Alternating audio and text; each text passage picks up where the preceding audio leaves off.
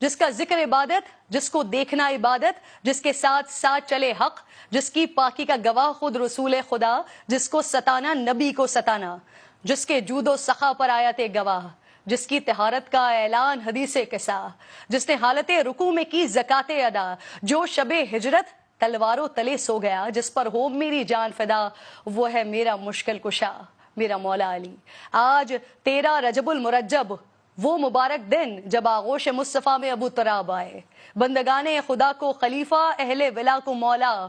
ید اللہ، من اللہ، عین اللہ، وجہ اللہ، لسان اللہ، اسد اللہ، فاتح خیبر، حیدر کرار، باطل کے لیے تھا جو شعلہ بار، امیر المومنین، امام المتقین، ریاست مدینہ کے چوتھے خلیفہ۔ حضور نے کہا جسے بہترین بستر مرگ پر بنا جو امین، جس کی شادی کا فیصلہ ہوا عرش برین، 40,000 فرشتے تھے حاضرین، جس کی عداوت ہے قابل نفرین، ذہانت میں بے مثال، بہادری اور شجاعت میں باکمال، چیف جسٹس آف ریاست مدینہ،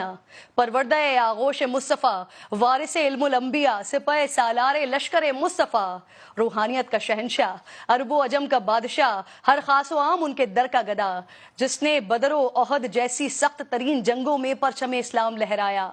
محبت و الفت کے اس سفر کو اما عائشہ رضی اللہ تعالی عنہا نے یہ کہہ کر کوزے میں سمو دیا کہ اللہ کے نبی عورتوں میں سب سے زیادہ حضرت فاطمۃ الزہرا اور مردوں میں سب سے زیادہ حضرت علی سے محبت کرتے تھے۔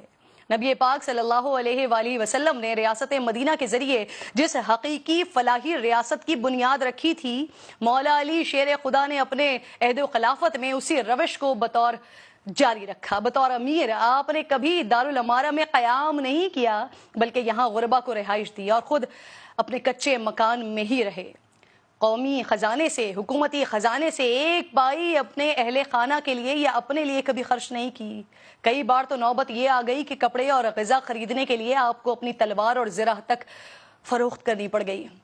چشمے فلک نے وہ نظارہ بھی دیکھا کہ مسلمانوں کا خلیفہ جو کی روٹی پانی میں ڈبو کر کھاتا تھا، اور روٹی بھی جو اس قدر خشک اور باسی کے ہاتھ سے ٹوٹتی نہیں تھی۔ آپ اسے زانوں سے دو لخت کیا کرتے تھے، اور جب کسی نے حیرت سے پوچھا کہ یا امیر المومنین، آپ روٹی کے خشک ٹکڑے کھا رہے ہیں، تو فرمایا رسول خدا صلی اللہ علیہ وآلہ وسلم اس سے بھی زیادہ سوکھی روٹی کھایا کرتے تھے، اور میرے کپڑوں کی بنسبت زیادہ کھردرے کپڑے پہنا کرتے تھے، اور اگر میں نے حضور کے طریقے کو چھوڑ دیا تو ڈر ہے کہ میں ان سے بچھڑ جاؤں گا۔ البتہ خود جو کی روٹی کھانے والا اور پھٹے ہوئے جوتے کو سی سی کر پہننے والے حاکم کا رعایا کے لیے دستور یہ تھا کہ مسکینوں کو تلاش کر کے ان کو سوال سے بے نیاز کرتے تھے، غریبوں کو تلاش کر کے ان کی حاجتیں پوری کرتے تھے، اور پھر جب رات گہری ہو جاتی تو دیگر امور سے الگ ہو کر عبادت میں مشغول ہو جاتے تھے۔ آپ کی شہادت کے بعد فقراء اور مساکین کو علم ہوا کہ تاریکی شب میں ان کی مدد کرنے والا، بوریاں اپنی پشت پر لاد کر اناج بانٹنے والا تھا کون۔ حکومتی مجبوریوں یا سیاسی مصلحتوں کی آڑ لے کر نہ ہی بیت المال سے غیر مستحق افراد میں وظیفے بانٹے، نہ ہی اپنے لیے تحائف سمیٹے۔ بیت المال سے خاندان نوازی کی روایت بھی قائم نہیں ہونے دی، حتیٰ کہ اپنے ہی بھائی کے سوال کرنے پر گرم سلاخ آگے کر دی کہ اگر تم یہ نہیں پکڑ سکتے تو میں تم کو نواز کر خود کو مشکل میں کیوں ڈالوں۔ فتنوں اور پرآشوب حالات کے باوجود مخالفین کو زیر کرنے کے لیے کبھی ہیلا و فریب سے کام نہیں لیا،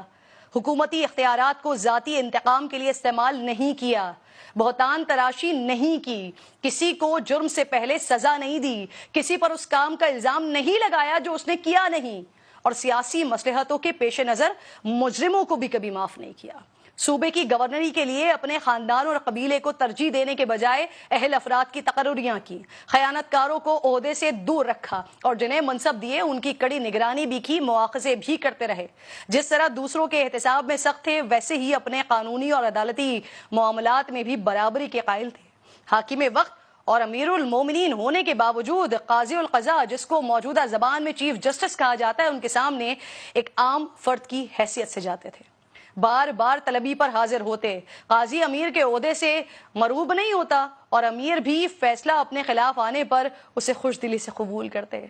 اے مملکت خداداد پاکستان کے حکمرانوں، کیا علی المرتضیٰ کی پیروی کرو گے؟ ان کے طرز حکمرانی کو اپناؤ گے؟ ورنہ جن حالات میں 70 سالوں سے ہیں مزید 70,000 سال بھی رہ سکتے ہیں۔ امید اور دعا یہی ہے کہ اللہ مجھ سمیت تمام اہل منصب کو خلفائے راشدین اور اہل بیت و اطہار کے طریقہ کار پر چلنے کی توفیق عطا فرمائے۔